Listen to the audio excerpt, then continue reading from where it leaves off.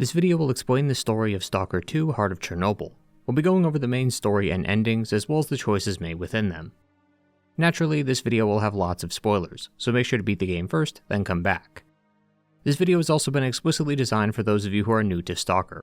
With the game coming to Game Pass and console on day 1, many of you might not be familiar with past Stalker games. Numerous characters, events, and locations from past games make an appearance in this entry, so I'll be sure to bring you up to speed when necessary. Plus, as a bonus, in about a week or two from today, I'll be making a full complete story and lore video on all 4 Stalker titles, which should definitely catch you up to speed on everything, so make sure to look out for that soon. With that out of the way, like the video if you enjoy and subscribe if you're new. If you like story-related content, whether that's strictly explanation videos like this one, or ones that are retrospectives and analyses, then you're in the right place. If you'd like to support the work I do, then you can donate to the Patreon for as little as $8 a month with the link in the description. And so, without further ado, let's get started. So Stalker 2 is a sequel to the whole series, making it the latest game in the timeline. The intro briefly shows a calendar date of 2021, although a time skip does occur directly after this initial cutscene and we aren't sure how long. That said, the prior title Call of Pripyat took place in 2012, so it's certainly in the future and the latest in our timeline. Our main character Skiff awakes in his apartment to an explosion. Something had exploded in his home, which would end up leaving him homeless. The only remnant of this blast was this weird blue crystal. Knowing only one place this could have come from, he sets out to the Zone. The Zone is the main setting of all the Stalker titles. Its history begins in 1986 with the Chernobyl reactor explosion. Much of that incident's real history is mentioned in Stalker, with the added tragedy that in 2006 another explosion occurred in the same place, which gave birth to the exclusion zone. That should be kept in mind while playing, as the Zone is a super small section of the world. Outside the Zone, or the mainland, people are getting up for their 9 to 5s. The Zone, though, is extremely dangerous. Tons of wildlife have been mutated and disfigured from the radiation, as well as the presence of supernatural anomalies that have all kinds of harmful effects to them. Artifacts have started cropping up since the Zone first began, which are strange objects formed from certain conditions. Sometimes it's just part of an anomaly, sometimes it's specific circumstances, like the temperature of one. The Zone is a pretty terrible place, but many come here for many reasons. Some come to flee law enforcement, others don't have a choice, but many are simply chasing the riches of this dangerous life. Regardless of circumstance, the public has dubbed those that traverse the Zone as Stalkers, hence the name of the game. One of those aforementioned artifacts managed to find its way into Skiff's home, but the nature of how this happened and what this artifact isn't clear as of yet, though we will learn more as we continue. Helping Skiff get across the Zone is Dr. Herman. Back in Call of Pripyat, you can meet and assist Dr. Herman in various research-related activities. In one of the end slides for Call of Pripyat, if you helped him enough, more funding would be allocated for research in the Zone, which seems to be the canonical ending, given he's continued to research the Zone and create this scanner in between games. Upon talking with Dr. Herman, Skiff gives him his artifact. He's surprised to see it in this condition. Most artifacts usually lose their anomalous power when outside the Zone, but this one is different. For now, he instructs us to use his scanner so that we could charge the artifact and see its full potential. We then find some coordinates in a nearby bunker which tell us where to place the scanner. Upon placing it, the device charges our artifact while also creating anomalies of its own. Issue: the artifact isn't charged enough. After 2 attempts, there isn't enough charge, so either the coordinates were a scam, or the artifact isn't what it seems. Dr. Herman then urges Skiff to cut his losses and go back. The military is coming, and if they make it to the breach in the wall, he won't be able to leave. Skiff is homeless though. This artifact destroyed it, so it's not like he has any home to go back to. So once more he pushes on and recharges the artifact for a 3rd time.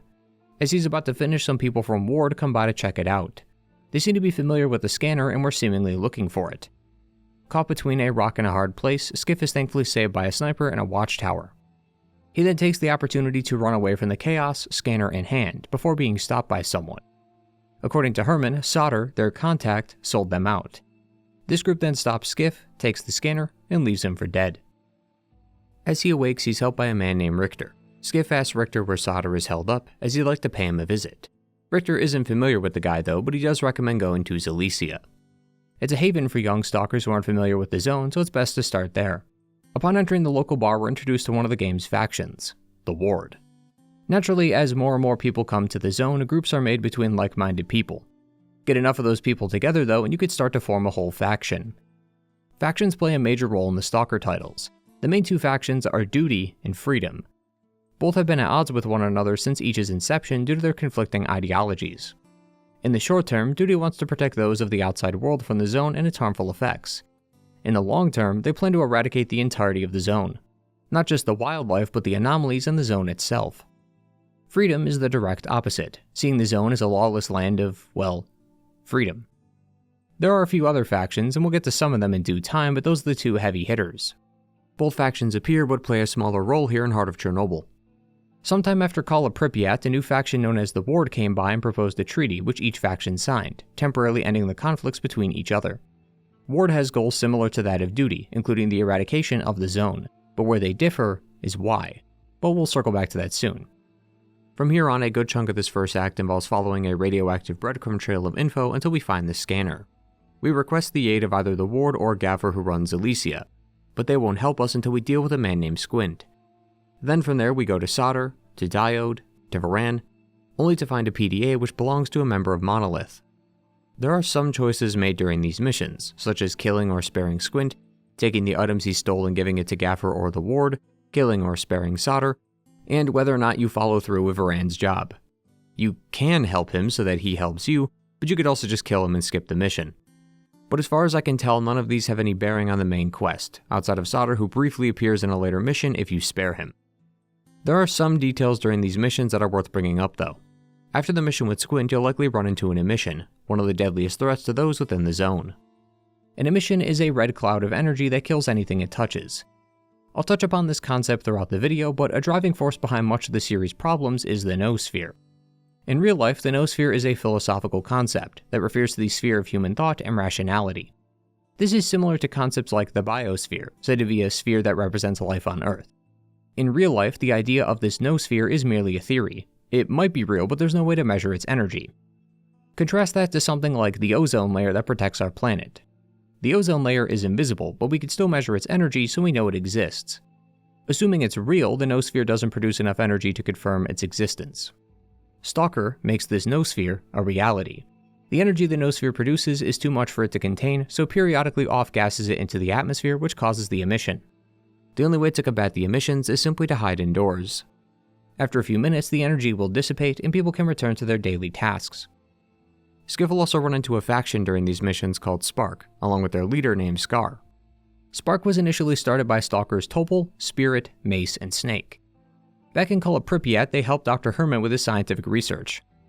The original Spark, though, is gone, lost when some of its members had died. This new Spark is being led by a man named Scar, who we'll see shortly.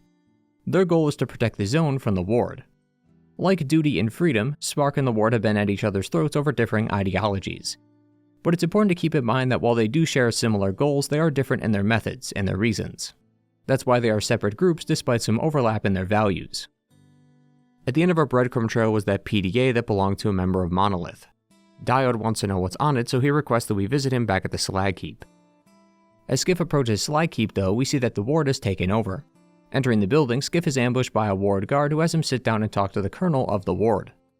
He's also accompanied by a Dr. Dahlin, the head of SIRCAA. Call of Pripyat notably had a few ending slides that would change depending on your choices. One of these was the status of a man named Strelok. If Strelok lived during the evacuation at the end of the game, he passes on the research he found while at the center of the zone. This led to the government of Ukraine creating the Scientific Institute for Research of the Chernobyl Anomalous Area, SIRCAA. SIRCAA was created to both halt the expansion of the zone and use its anomalous energy to usher humanity into a new era. Strelok was hired as a consultant there for a time, before ultimately leaving, but the research he found had left its mark on history. The scanner was one of SIRCAA's best inventions, and both Dahlin and the Colonel want to know what happened to the one we had, not just because of the scanner itself, but because of the artifact within it. Obviously, we don't have a damn clue where to find this thing, but we did find that PDA, which happens to be owned by a member of Monolith. You're able to choose whether or not to give this up, however. If you don't reveal the device to either the Colonel or Scar when you meet him shortly after this, a quest from a man named Mute will let you into the Noontide base. If you show them the PDA, then you're told to go to Wild Island immediately. The Colonel also gives us a Ward badge, which you can use at various points to bypass checkpoints or get in places easier. On the way, you're stopped by Spark. We've already talked about them, but we haven't discussed their leader, Scar.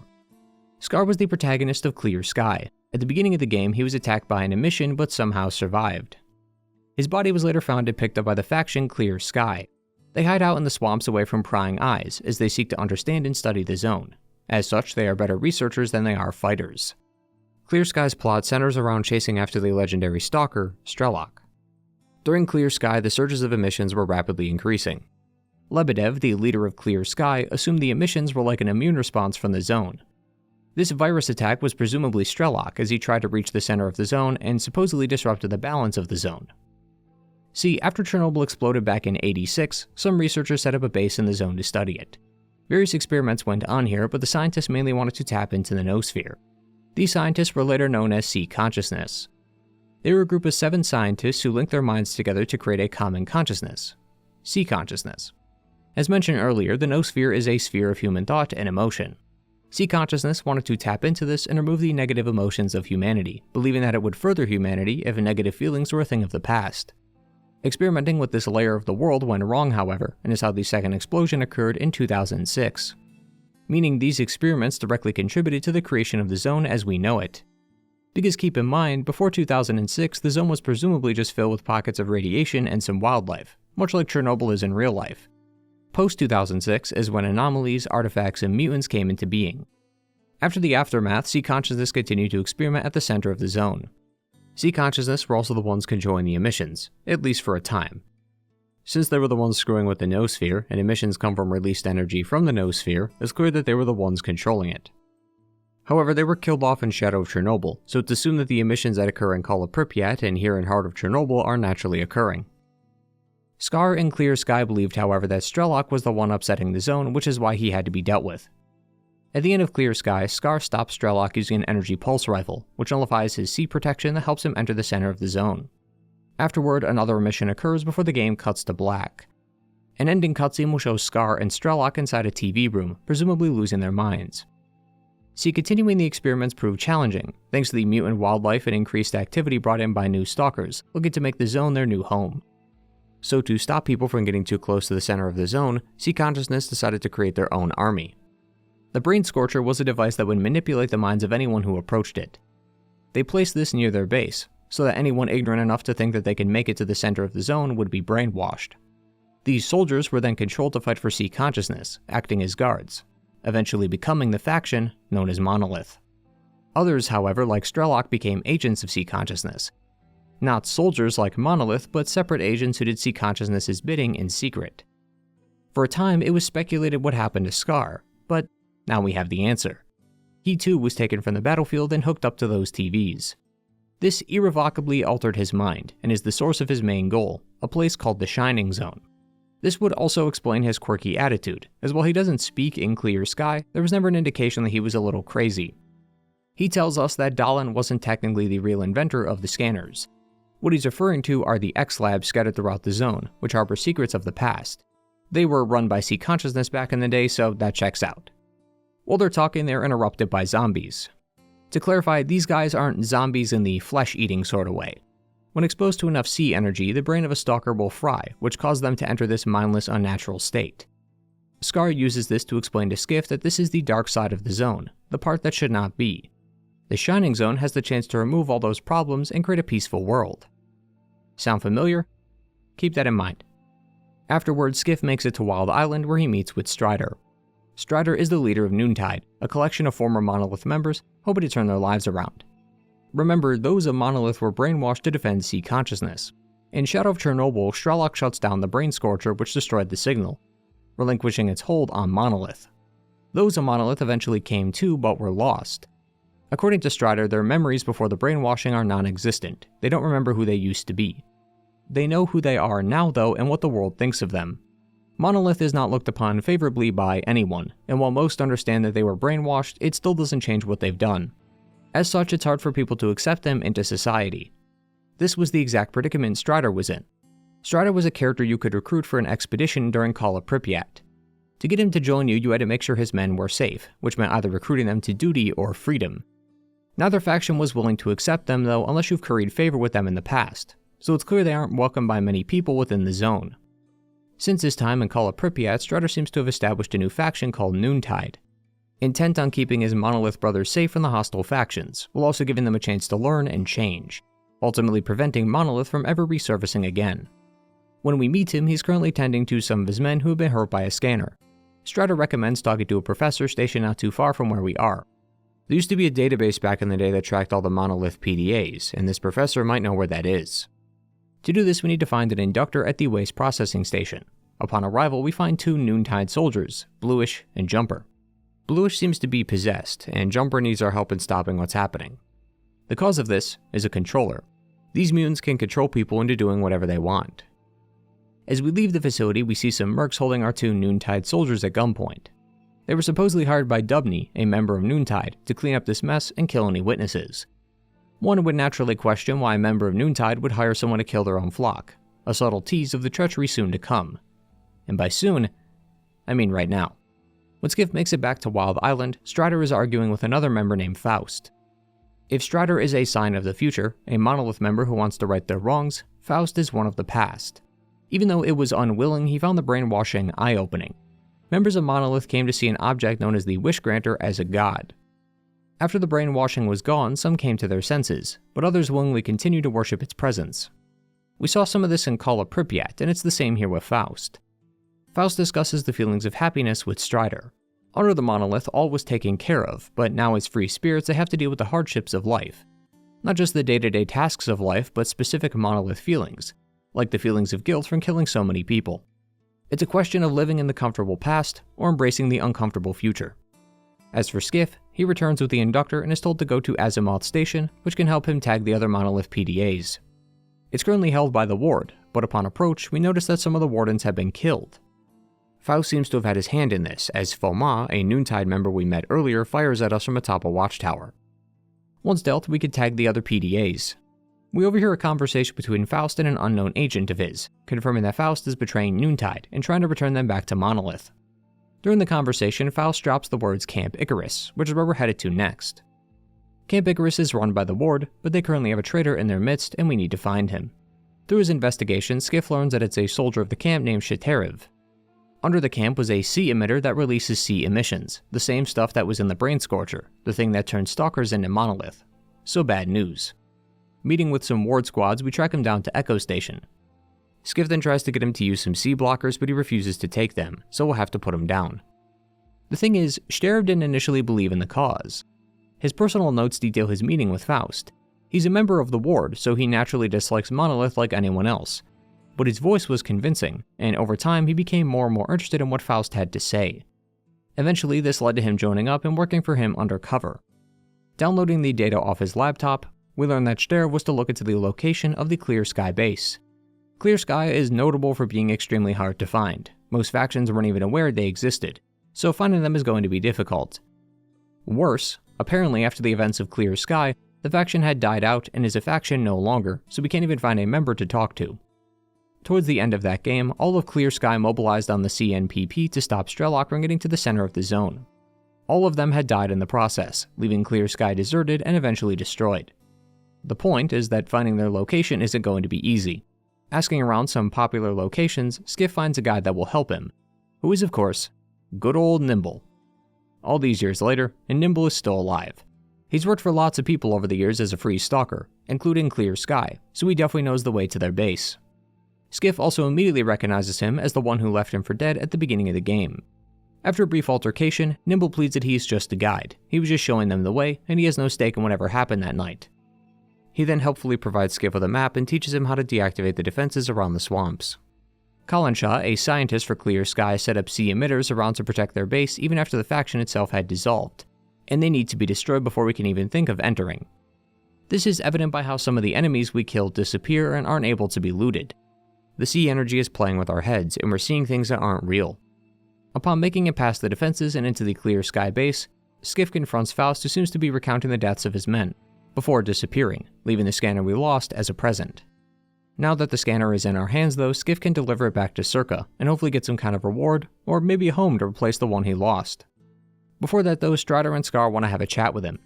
Scar got word that the Ward is moving the Wish Granter from the Chernobyl nuclear power plant to SIRCAA. The Wish Granter is to many stalkers an urban legend. Out of all the places in the zone, it's fair to assume that the center is the most sought after. I mean, if the outskirts look like what they do, what secrets does the zone hold at its epicenter? Well, at its center is the Wish Granter, a large blue slab that is said to grant wishes. Would you believe it?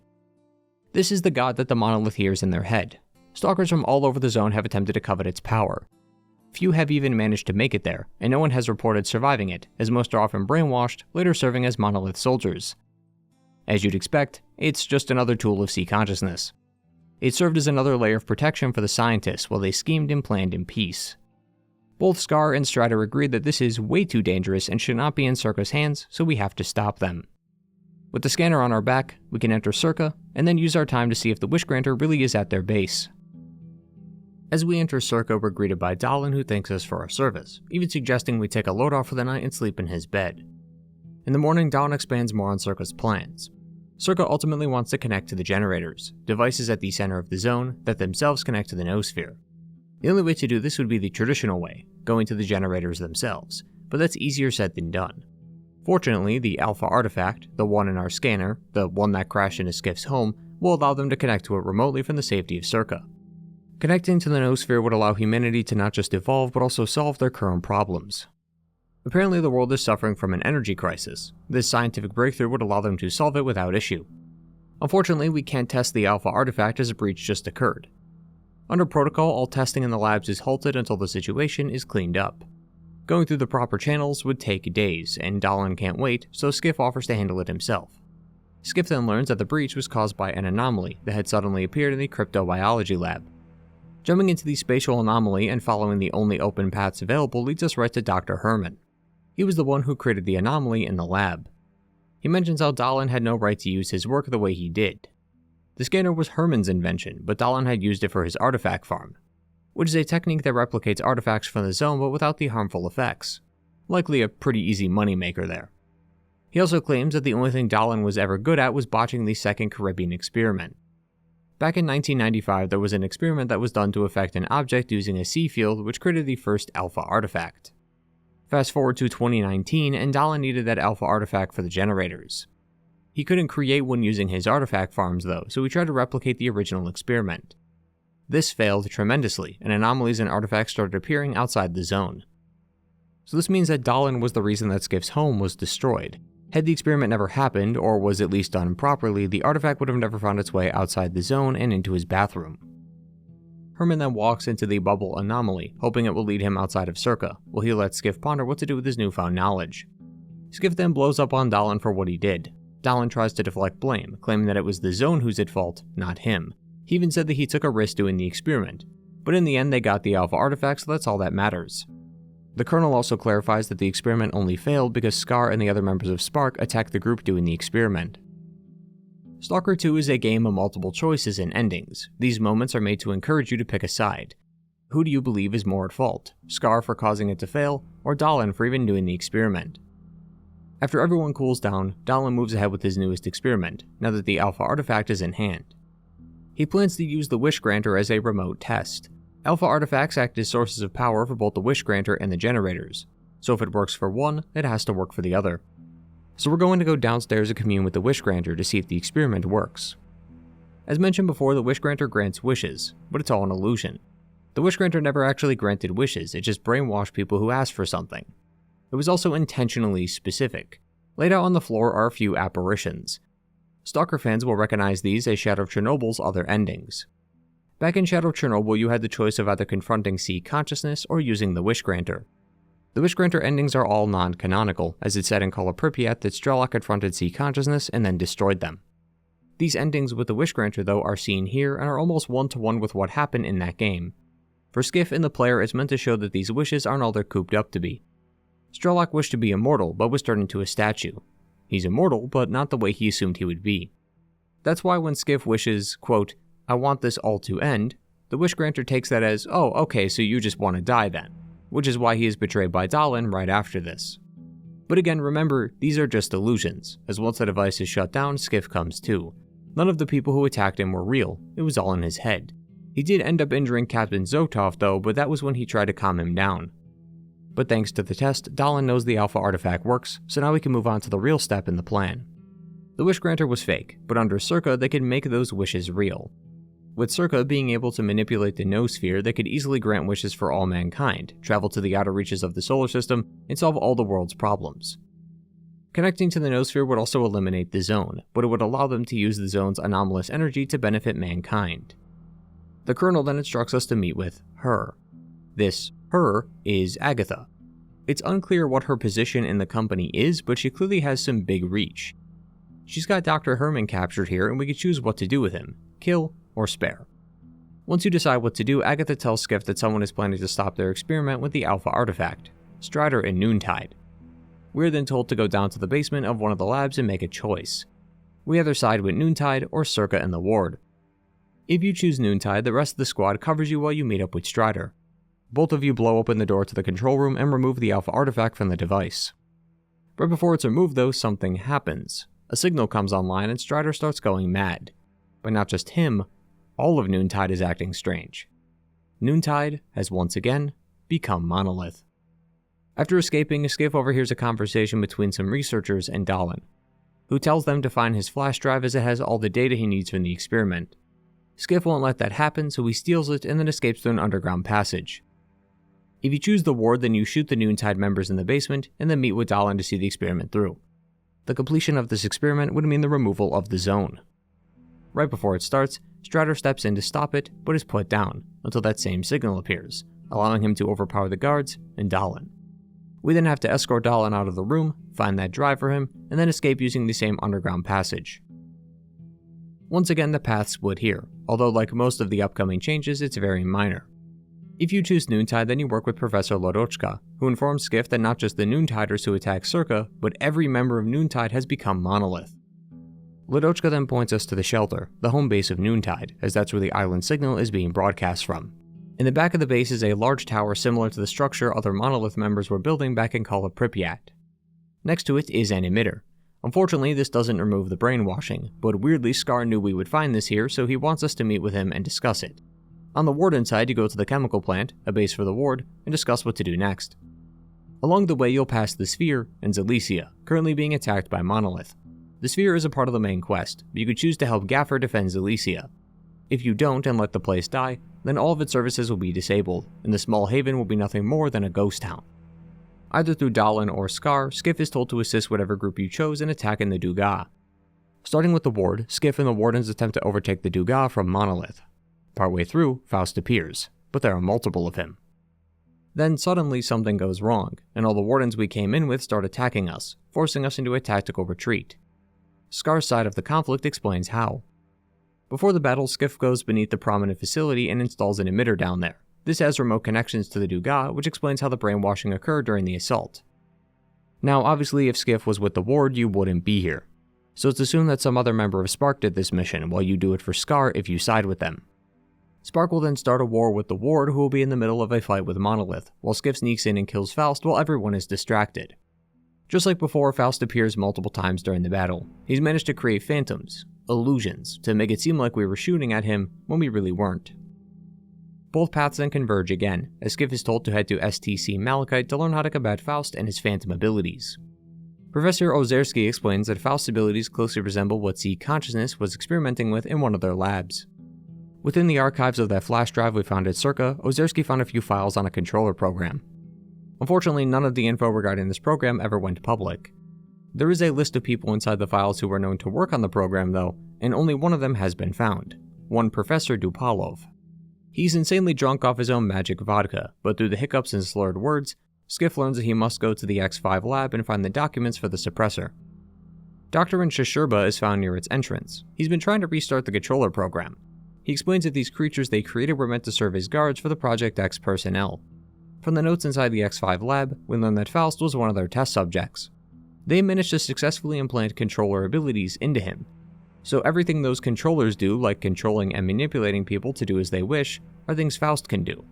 Which certainly explains a lot. But as the notes mention, Faust preferred to inspire and encourage people rather than directly control them. This was thanks to him being attached to the Wish Granter. Faust's successful takeover was due to his ability not to forcefully coerce, but to intelligently appeal to people's desires. As we saw with Shaterev, he says his words felt convincing. Faust was appealing to people, which made commanding them easier. Dupalov always believed that the success of the abilities lies in the user's ability to think. As we see with the controller, they look pretty mindless. Faust is an intelligent and conscious being, able to think and act on thoughts. This, coupled with his devotion to the Wish Granter, was how he was so successful. Thanks to our investigation, we also managed to find the blueprints for the suppressor. which will allow us to suppress his controller ability's effects on us. Once you install that on your gear, it's time to assault the Dugas again. Either with the ward or spark, Skiff will infiltrate the Dugas, blow up the radar array, and confront Faust. You'll have to destroy these lamps of his or also just keep creating illusions. Once all the lamps are destroyed, Faust sends us to the top of the Dugas. Atop the array, Faust and Skiff have a bit of a chat. Faust calls him the envoy of the monolith. As Faust says himself, he had angered the Wish Granter, so it sends Skiff to take care of him. Remember, Faust and Monolith see the Wish Granter as a god, so he thinks he angered God somehow. To him, everything that's happened was the will of the Wish Granter. The reason for Faust doing everything he's done is not just because the Wish Granter spoke to him, but because it showed him the true reality of the zone. He then lets Skiff see what it looks like for himself. Blue lines stretch out across the area, connecting and overlapping, making it look like a nervous system. As Faust explains, this is how he sees the zone. The zone is what you consider it to be, and this is how he saw it. He encourages Skiff to experience the zone and define what he sees in it. What does Skiff's zone look like? As the talk concludes, he disappears before we're sent back to reality. Faust has officially been stopped. Unfortunately, that won't stop the signal, as Monolith soldiers will still be fighting us, but we managed to find a pendant around Faust's neck. If we bring this back to Malachite, we could plug it into a panel and talk to the representative of Sea Consciousness. Back in 2012, Strelok, after making it to the center of the zone, had destroyed Sea Consciousness. According to the representative, while they physically died, they were able to live on within the noosphere. In some ways, the noosphere is the extension of life. While the body will stay within the earth, the soul will live on eternally within the noosphere, in the form of what's called subtle matter. Pure consciousness, free from the constraints and limitations of the physical body. However, because subtle matter is a part of the noosphere, anyone who screws with the noosphere and the anomalous energy of the zone will ultimately destroy it. SIRCAA, thanks to their experiments, have managed to damage the noosphere, leaving the subtle matter shattered and fragmented. The Shining Zone will help glue all these pieces together, giving back immortality to all within the zone, and then eventually for all mankind. Depending on your choices, you'll either be here with Scar or Dalin. The colonel of the ward will also kill Ozerski as he sold out the ward to Spark. Scar wanted to make sure Ozerski got the installation running in time for their assault on the Dugas. Thanks to him, Scar was able to use an emitter to brainwash those ward soldiers, so the colonel killed him.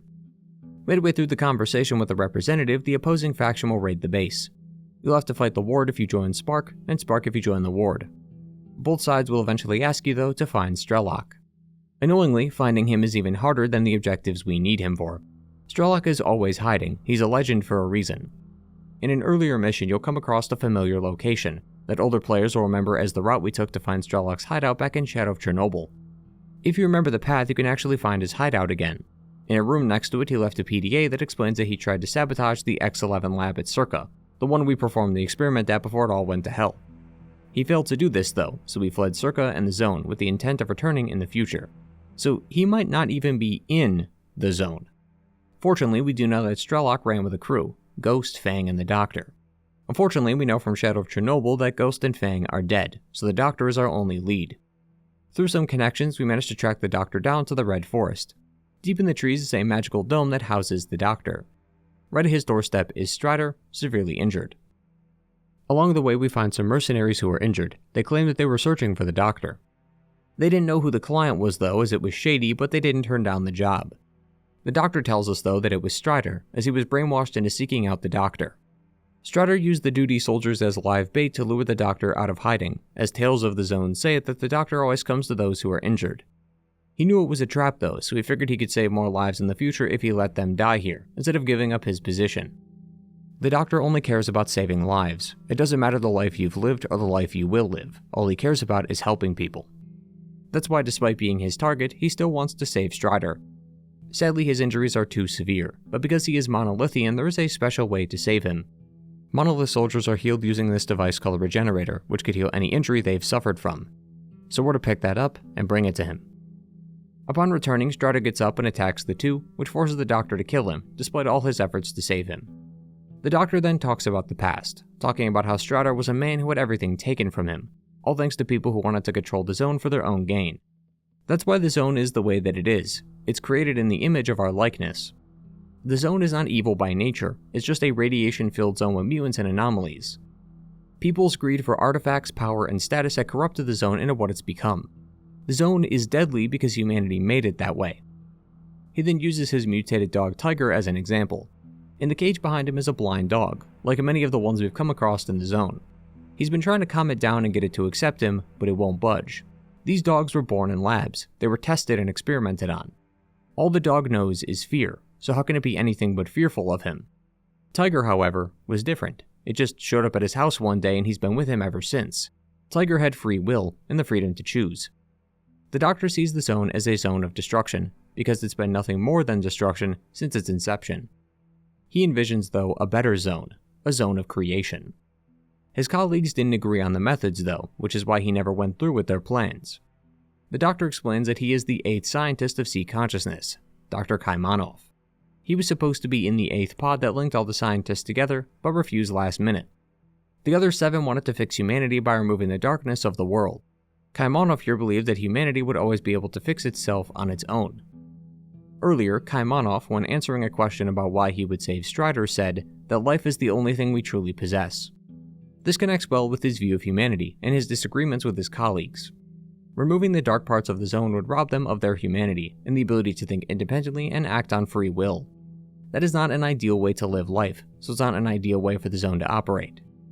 Skiff then mentions the representative and subtle matter, since of all people he would understand what that means. He deems subtle matter to be unscientific, but it's possible that the others were correct. He then suggests going to Orbita. Back in the day it served as a testing ground for piercing the noosphere. Dr. Kaimanov doesn't believe in one-offs. Scientific discoveries must be replicated. So if we can replicate this subtle matter effect like with the representative, then this subtle matter might have some truth to it. The issue is that the cartridge we need is in the X3 lab in the Cordon, but the entrances have long since been destroyed. Well, there's only one man who knows the Cordon inside and out. Sidorovich is still kicking around all these years later and is willing to help us get into X3. After helping him with a job, we follow a lead to the location of a man named Dark. Dark also wants to get into the labs, so we work together to find a way inside. After some time, the two make it to the central control room, before a set of TVs turns on, which causes Dark to seize, before Strelok appears and takes down both Dark and Skiff. Strelok reveals that Dark was an agent of sea consciousness, still operating on their old programming. You'll recall that agents were brainwashed by sea consciousness. Dark was one of those agents, and his mission was to kill Strelok. That's likely why he came here in the first place, as the mission takes top priority above all. Strelok then goes on to say that both Scar and the Colonel want to control the zone in their own twisted way. But Strelok believes that the zone owes no one anything, and his disagreements with their methods made him an enemy of them. He also explains that subtle matter isn't real, just an illusion, and that the representative was also an illusion. Hell, even the Shining Zone is nothing more than a sea-induced illusion, and to prove it, he wants us to see it for ourselves. Up the path is a ladder that takes us to a completely untainted section of the zone. No radiation, anomalies, or mutants, and flowers are even growing despite the zone's harsh conditions. In the house, though, is a cartridge. Remove it and you can see the house for what it really is. Back at Shadow of Chernobyl, when Strelok destroyed sea consciousness, he too saw this Shining Zone. He chased it for a long time, only to realize that it was never real. That's when he realized that the zone needs to be left alone. It cannot be controlled by people who want to brainwash it. He wants the zone to exist, but to be left alone. After his talk with Strelok, Skiff then heads to Orbita Station to use that cartridge, to see what the representative and Kaimanov were talking about. Plugging it into the device sees Skiff talking with Strider. Strider asks about his men and what happened after the signal at SIRCAA. You're free to tell him the truth or lie. Depending on your decision and whether or not you sided with the Ward or Noontide during the initial battle at SIRCAA, he'll have varying reactions to what you say. All of it ends though with Scar coming by to talk with Skiff regarding what he saw. See, Scar's a true believer. He knows the Shining Zone is real. Skiff is the unsure one, and it's up to you, the player, to answer whether or not you agree with him. Does this talk with Strider prove that this is all real? I mean, that was way too real to be fake, right? Or maybe it is fake. I mean, it can't be real. Strider's dead. If you agree, then you side with Spark. If you don't, then you become his enemy. Afterward, Strelok calls Skiff to tell him that he found a way to shut down the Stalker program. The Stalker program was the name given to the brainwashing program that corrupted the agents. Those who were agents of sea consciousness had Stalker tattooed on their bodies, to signify that they were agents. Strelok wants to shut it down, so that no one can be brainwashed anymore. He's not sure where the place is just yet, but he knows of a location that can give him an answer. To find it, Skiff must go to the Troposphere Communications Project. You would have gone to this location in either choice, by the way. The only real difference is that you are either truly allied with Strelok, or pretending to be, as your real allegiances align with Spark.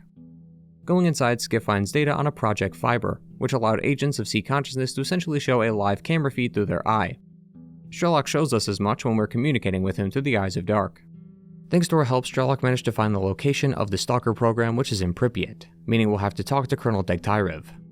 As Skiff leaves, however, he's ambushed by the Colonel and the ward. He asks Skiff what he's doing here, and ultimately if he's really on their side. This is where you make another major choice. Choosing with the ward locks them in for the finale. Choosing to escape makes their ending impossible. If you escape, the Colonel will shut you down and throw you in prison, which gives you a brief mission that involves escaping. Regardless of what you choose, Pripyat is our next location, but the road to Pripyat has been sealed off. We need to get permission to enter, but Degtyarev isn't letting just anyone into the city. To do that, Skiff talks to Spirit, one of the original members of SPARC, who supposedly knows how to get inside. He can't help us though, but he does give us a scanner that we can use to destroy anomalies instead of creating new ones. This would allow us to use it in a tunnel which takes us to Pripyat. Or we could just hand this over to one of the guys at the station for a bargaining chip. He gets the scanner, we enter the city. Once Skiff's inside, it's time to meet with the Colonel. Degtyarev was the protagonist of Call of Pripyat. He was a part of the Secret Service of Ukraine and was sent in as a stalker to learn what went wrong with Operation Fairway. The Brain Scorcher had stopped almost all the zone from entering, but thanks to Strelok that was no longer the case. Within minutes, stalkers, factions, and the military immediately raided the center to finally learn what the zone was hiding. The military was unsuccessful in its plan to overtake Pripyat and the CMPP, so Major Degtyarev was sent in to learn why. At the end of the game, he passes on his knowledge to the military and is promoted to Colonel. He was initially going to serve as a USS mission coordinator, likely somewhere outside the zone, but he personally requested to stay and continue operations in Pripyat. Well, a decade later, and here he is still fighting Monolith in the city. We need his help to get underground, but he sealed off one of the only known locations years ago when his men were fighting mutants. The underground used to be a part of a military installation called the Foundation, so there might still be some old Operation Fairway documents out there in the city. If you choose Strelok, then Colonel here will provide you with some locations. If it's SPARC or the Ward, then their own men will provide the info for you. Either by going to the movie theater or the laundromat, Skiff will find two entrances, either a cafe or a hotel. Once again, either option here leads to the same conclusion. But here is where we approach the point of no return, so let's move on to the endings of Heart of Chornobyl. All faction outcomes lead to the Foundation. After going through the facility, you'll make it to the central control room. If you chose SPARC or Strelok, then you and either Richter or Degtyarev ambush a security office and watch the Colonel talk to Dahlin. Dahlin is conflicted about the representative and its presence, since one of the C-consciousness scientists was his father. If there is even a shred of truth to the Shining Zone, he wants to talk to the representative, as it will allow him to see his father again. He's going to be our man on the inside who betrays the Ward, which allows us to get into the control room and take them down. Skiff will then have to take down the Colonel. If he's joined by Richter, then his death will give him an opening. If it's Degtyarev, then he'll also give Skiff an opening, but it won't kill him.